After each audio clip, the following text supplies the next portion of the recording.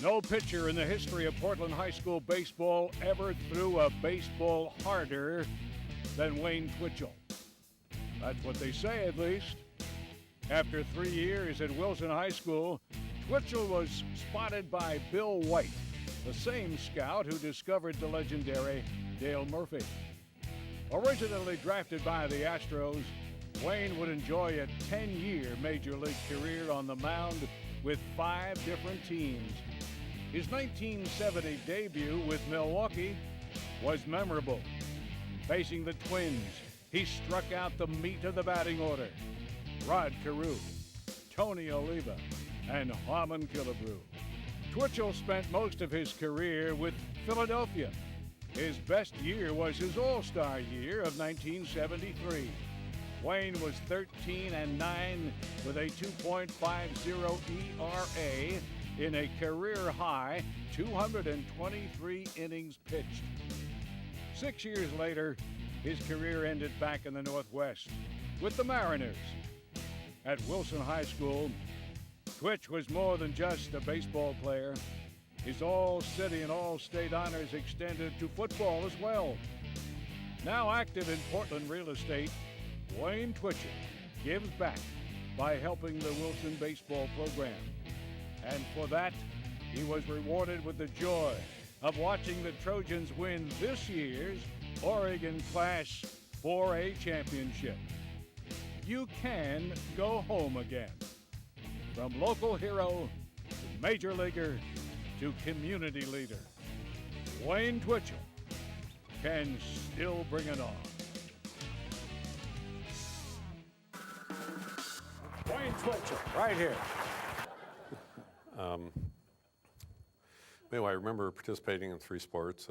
We were mediocre in all 3, except basketball. And actually, our senior year, I believe, we were the first basketball team to score 100 points in Oregon high school history with a running clock, which meant if the ball went out of bounds or out of the gym, out the door, or whatever, the clock kept running. And actually, our last game, we scored 100 points against Benson High School, and we were picked to run away with the state tournament and lost the first 2 games and were eliminated.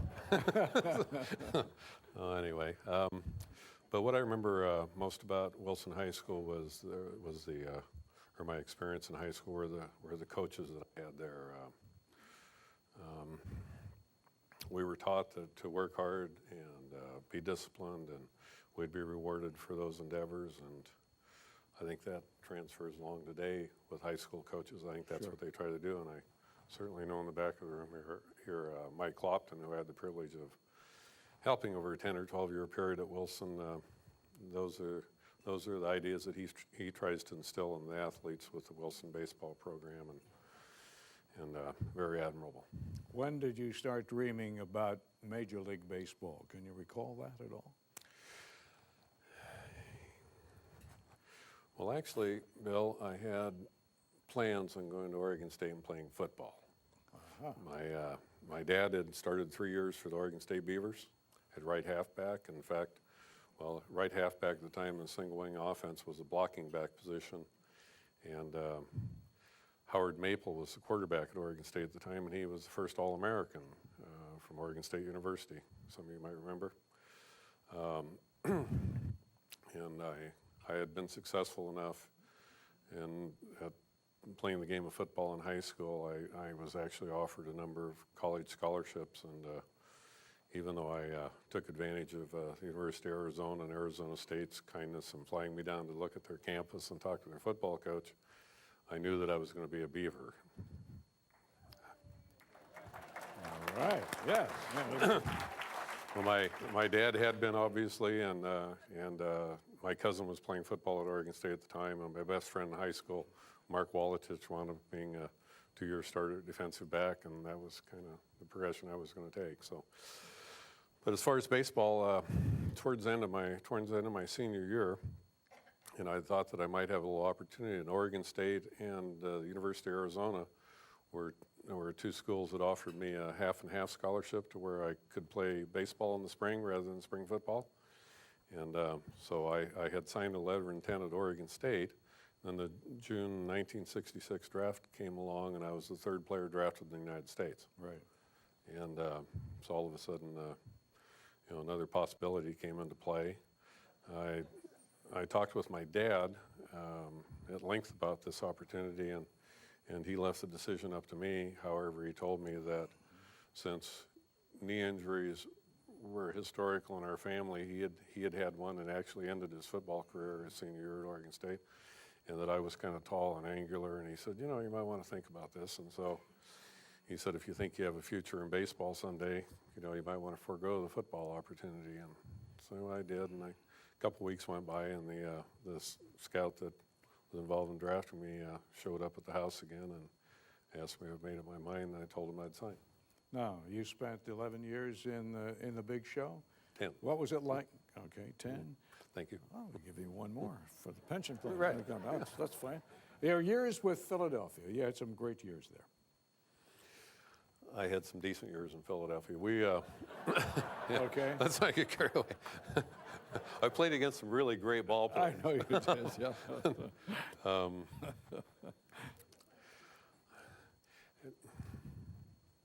1973, I started out the season in the bullpen, and I wasn't too sure how much I was going to get to play that year. I'd played on the team the full year the year before and a bit in 1971. And we had acquired a couple new pitchers in Philadelphia, had chronically occupied last place in the National League East. And about the middle of May, the manager, Danny Ozark, walked up to me. I walked in the clubhouse, and he said, "You're starting." And number one, I was surprised, and number two, we were playing the Cincinnati Reds. And if you remember them in the 70s, they were Not too a bad. bit of a challenge. Yes. And so anyway, I got a chance to go out and pitch, and actually I was fairly successful. I pitched 7+ innings on a couple runs, and so anyway, I garnered another chance by doing that.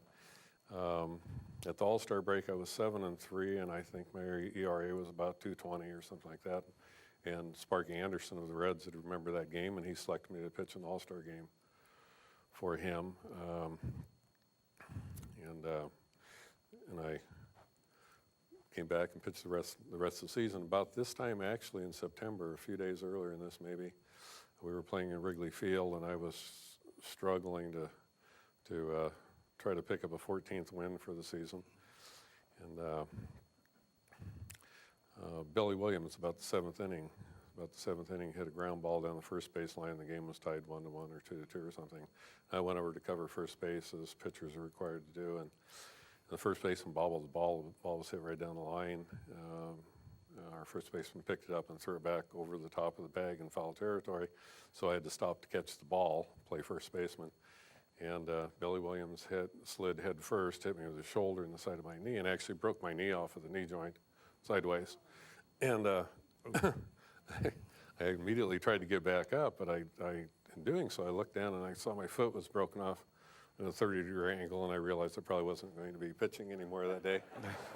And, well, I spent the remainder of that year in the hospital, and had a cast on my leg from my hip down to my toes for 18 or 19 weeks. My wife probably knows, because I'm sure it was a pain for her at the time. But anyway, and it was kind of a long winter, because I wasn't sure, I'd ever have a chance to play again, and I really, that was my life at the time. And but fortunately I was. Dr. Slocum in Eugene, Oregon actually performed the surgery on me, and he was world-renowned at the time. And he gave me some real good advice, and advice I still remember today. And as far as recovery from this knee surgery, he said, if you do what I tell you to do, you'll probably be able to play again. If you don't, you'll never walk normal again. So I obviously listened to him, but I was able to pitch for another 7 years after that. You did a great job. You're a credit to your community and to your state. Rise with me, Twitch, Yes, if you would, absolutely. please.